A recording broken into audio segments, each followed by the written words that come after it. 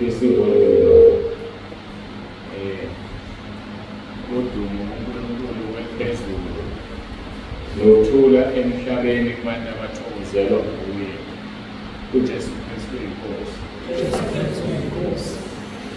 Siyabonga uNkulunkulu yethu bethani mayikeni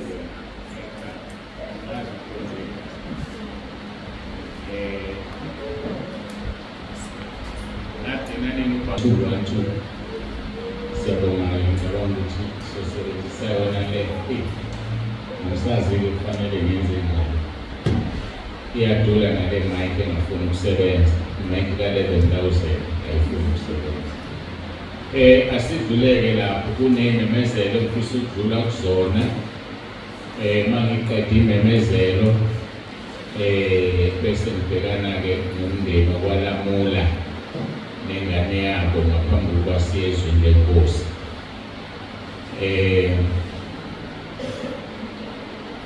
Sengishilo ukuthi uJesu Kristu inkosi ngathi udumo uNkulunkulu wephezulu. Mhla ka-2 kuMarch sine-council meeting. Imemezelo-ke mangizisho la sibhekene nabo bonke abantu abalalelayo izinkonzo ku-WhatsApp ku-YouTube. So sine-council meeting mhla ka-2 kuMarch ngoMgqibelo. I-council meeting isho bonke abefundisi baseNtabeni, befundisi nabavangeli baseNtabeni ngokugcina inkosi sizohlangana la sinomhlangano nabo. Ngiyadlula-ke leso simemezelo ngomhla ka-18 kuFebhuwari isonto sinenkonzo eLamboti kwababa umfundisi uMwelase, sinenkonzo eLamboti ngomhla ka-18 kuFebhuwari. Iphasika-ke lalo nyaka lingomhla ka-29 ngoLwesihlanu lolo 30 Mgqibelo 31 Sunday kuMarch. LingoMarch iphasika lalo nyaka isikhathi esisincane kakhulu. Siyakhuleka nje uNkulunkulu asisize lezi zakhiwo ezakhiwa la zibe seziphelile. Mhla ka-28 ngeSunday ezayo, mhla ka-28 inkonzo yokushisa. Ngiyacela ukuthi siyenzeke lo nkonzo yokushisa mhla ka-28 ngeSunday ezayo. Mhla ka-27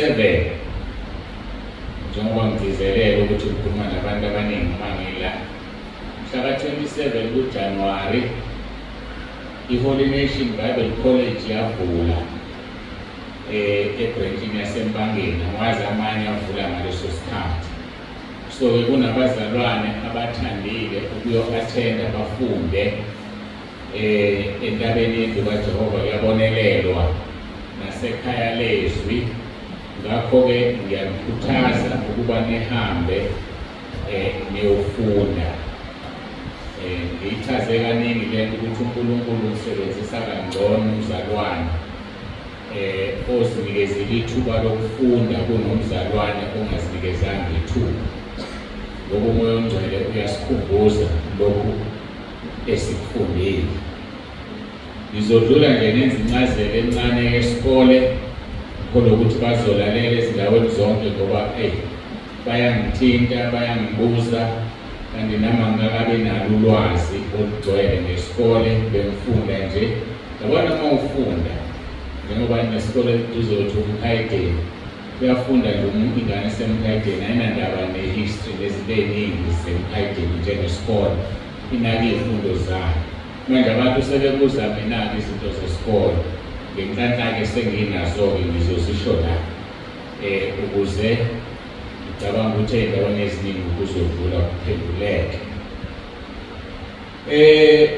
I-college rector and founder u-Archbishop Professor J.M. Ncube bayamazika abanye ngomhla ka-10 wayekhona la esiphathele izwi, yena umnikazi wesikole nosungulile. I-background yesikole ngizozama-ke noma beyibhale ngesingisi le nto engiyiphethe. I-Holy Nation Bible College was founded by Bishop Professor J.M. Ncube in 1992. Hillcrest KwaZulu Natal. In the office, head office is Pine Town, Crompton Street. Irregistered, isemthethweni, accredited. Our college is registered and legally listed with the NRIC in Pretoria and its affiliates with the Charles H. Mason Theological Seminar in USA. We have one contact lecture per month held either on Saturday or Sunday, depending on the branch you attend to. Our curriculum is covered both in English and in Zulu, and we welcome everyone, male and female, regardless of their education level. Point number 4, we train all brethren. The Whole Nation Bible College has been training church ministers for the past 30 years. We have more than 30 branches situated mostly in KZN and other provinces in the Republic of South Africa. We train church leaders, pastors, evangelists, preachers, church advisors, youth leaders, Sunday school teachers, and so on. We do not discriminate any church denomination. Our courses, we have theology training courses for pastors, various courses on church leadership and marriage officers training course. Our annual registration, our school fees register over 1,000 rand only. Then we support 350 rand ngenyanga is nyangezu 10. Our courses are profound yet easy, and we have a good history on pass rate. We should here 4,500 rand ufundo nyaka wonke, 1,000 registration, 350 ngenyanga ezishumi, that is 3,500 plus 1,000. The method exam, we finish you with study notes for every month, together with homework or assignments that are to be submitted the following month. We have the mid-year examination in June and final examination in October. The duration of our full course is 3 years, actually diploma.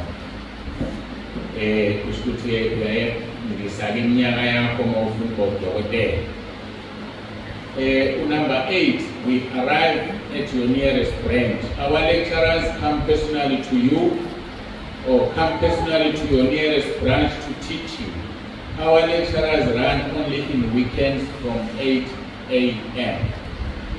Our lectures, not our lecturers, our lectures run only in weekends from 8 a.m. Mbuzoge, what do you obtain after studying? Upon completion of our courses, you obtain a certificate for special courses or a diploma in theology for the full course. We also organize a graduation ceremony where you celebrate with your loved ones. All our certificates are authentic and registered with the NRIC. NRIC. Especially number of owners for Nela or Mtambe Mamizishu, Pumuze Nam, by phone number 073 652 5018. Norma 076 1098 222. Norma 072 56 12669. Norma 083 660 1465. Eudina 072 146 3656. Umuthanda ukimela holynation.bc@gmail.com amagama amancane. Email us at holynationbc@gmail.com. qeqesha bonke abaholi bamabandla, amabhishobhu, omongameli kanye nabefundisi, amadikoni, abakhokheli, church secretaries, Sunday school teachers, youth leaders, preachers and evangelists. Amabandla ayarejistwa ebhodini CCI umuntu engarejistiwe, siwabhalise ngokomthetho, sibhaleleke noma usifonele inamba ye-ofisi 031 702 0259, iphinde 031 702 0259. Ngendaba zesikole-ke kuphela lapho kuthanga ngisebenzisele ithuba ngoba abantu bayangibuza kakhulu, abantu basekhaya lethu bafuna ukuya esikoleni. Abazoya empangeni-ke ngomusa kaNkulunkulu-ke siyohlangana khona, nami ngibuyele esikoleni. Ngomusa kaNkulunkulu-ke sengiyoba uthisha ngomhla ka-27. Asidluleke la. Amahubo 147 verse 10 and 11. Asidlule nje Amahubo 147 verse 10 and 11. Akathokozi ngamandla ehashe, akajabuleli umlenze womuntu. uJehova uyathokoza ngabamesabayo abathemba umusa wakhe. Bazalwane, asiveze imilenze uma sigqoka enkonzweni. Singiyadlula la. Isikole lesi somakhelwana wethu uMkhaideni Tech High School, umthintile uthisha omkhulu wakhona njalo baye bangibize siyokhuleka sikhulekele ingane. Ebonga ba-achivile 84%, angithi 84%, ekuyiphesenti elihle kakhulu bebonga umkhuleko. Siyambonga kuNkulunkulu, siyamdumisa kakhulu. Sibongeke iy'ngane ezinye zethu la zabazalwane eziphasile nezingaphumelelanga, kodwa-ke umuntu akalahli ithemba, isiZulu sithi akulahlwa mbeleko ngakufela. Kufanele-ke sifunde. Into engimangalisayo, ake ngisho into engimangalisayo, kodwa uJesu wayisho wathi umprofethi akabe umprofethi endaweni yakubo. Izonishaya lento bazali ney'ngane zenu ukuthi ningayiboni lento ebekuwuNkulunkulu entabeni ibonwa abantu abakude. Akhona yethu umzali la endlini oke waletha ingane yakhe wathi ngicela uyikhulekele baba, kodwa masihambile la naku-WhatsApp ingane bafuna zikhuleke. Khona omunye nje umzali othi ingane yakhe ifeyile unyaka wonke ama-test ngenxa yokuthi ucela umkhuleko yafika uphasi umatriki. So-ke nina la ngiyatholisa ukubeka hlaza kanje, ngathi angiboni ukuthi uNkulunkulu ubekeni kimina. Ake ngibe nje tata, hhayi angiboni. Bayabonaka abakude, angisizakali ngoba angiboni. Sengibeke akatezwakala manje. Angiboni. Kodwa kakuthoba uJesu ushilo wathi umprofethi akabe umprofethi endaweni yakubo. Namanje njengoba bekhona nje abazalwane, yebo abanye abaseduze, abanye basuka kude. Indianwethu uNkulunkulu usakhele ibandla, ulakha le kude, hhayi la eduze. Baphela amanye lakha la eduze uzovala izindlu zabafundisi. Ulakha le kude ngoba la eduze kunjani? Ababoni ukuthi kwenzakalani endabeni, noma bebona bakhohlwa ngoba bayalazi leli ikhehla lingakasindisi lidayisa utshwala. Khona umuntu obedayisa utshwala ngavele aqale ibandla nje, aliqaliwe yimini. Ukhona lo umnikazi wakhe kwangathi uNkulunkulu angasisiza sidlule kumuntu, sibone lo ngale ogibele lo muntu ukuze sisizakale. Angidluleke la. Sengiqedile ngalokhu ukuthi ngifuna amasisi enkonzweni wemnikazi we-YouTube siqale kahle phansi inkonzo. Ngakho ngifuna ukudlula-ke manje ngiye emndenini wakwaLamula. Mndeni wakwaLamula Justice Ndodana ngiyabonga ukuthi ulikhulumile iqiniso ukuthi usuhambile. Ngike ngayicabanga uku-addressa wedwa empeleni ukubekona, kodwa ngase uNkulunkulu ethi cha, baningi abantu abafuna ukusizakala ngi-addressela le issue. Baningi abafuna ukusizakala, siyarekhoda naku-YouTube, ngikhuluma nani kodwa nabanye abantu futhi. Ngenxa yokungazi nokungakholwa ngihambile, kodwa ukuhamba kwenu ikhona okwenzele ingane yagula kakhulu. Uthi uNkulunkulu ezweni lakhe Leviticus 17:11 and 14, umphefumulo womuntu uhlala egazini. So umphefumulo womuntu uhlala egazini. Umoya la uyakhona ufika ugcatshwa. Umuthi wenyanga uhamba nemimoya namadimoni. Ngesikhathi umuntu egcatshwa kuphuma igazi, bafuna leli gazi elihamba nomphefumulo wakho usudayise ngomphefumulo wengane. So ingane usuyifaka imimoya namadimoni, i-agreement phakathi kwakho noSathane bathethe igazi. Ngaso sonke isikhathi igazi lisivumelwano. uNkulunkulu uqale wathi akuhlatshwe izilwane, kuhlatshwe inkomo, izimvu zilethwe altare, abantu bawucela uxolo ngoba igazi lakho isivumelwano. Abangasizakala abantu uJesu uNkulunkulu wasethumela uJesu indodana yakhe, kwachitheka igazi lakhe uqobo uNkulunkulu sisindiswa ngayo. So masizosebenzisa igazi lezilwane, sisebenzisa igazi lethu lifaka umuthi, usufaka izilwane uhamba nje unezilwane emzimbeni wakho. So ke bewuthi ufuna ukulungisa kanti niyona lamula ingane senilimase kakhulu. Kulungiswa kanjani? Ngokuvuma izono. Kufanele ningene enkonzweni yokuvuma izono. Izono ziyavunywa ngoba Isaiah 59:1-2 uthi isandla sikaJehova sifinyisiwe ukusiza. Nendlebe yakhe ayinzima ukuzwa. Ububi bethu okusahlukanisa noNkulunkulu. So umkhuleko uwodwa izono zingavunyiwe awusebenzi ngoba ngizokhuleka ngizwe uNkulunkulu. Kodwa afisa ukukusiza isiza ingane angakwazi ngoba nibiyele ngezono ngemimoya. Now kubizwa ukuthi ke manje nivuma izono zenu. Umbuzo ke omkhulu ofuna ukuzwe ukuze understand yini isono. Yini eniyenzile njengabantu ingane ikhuleke?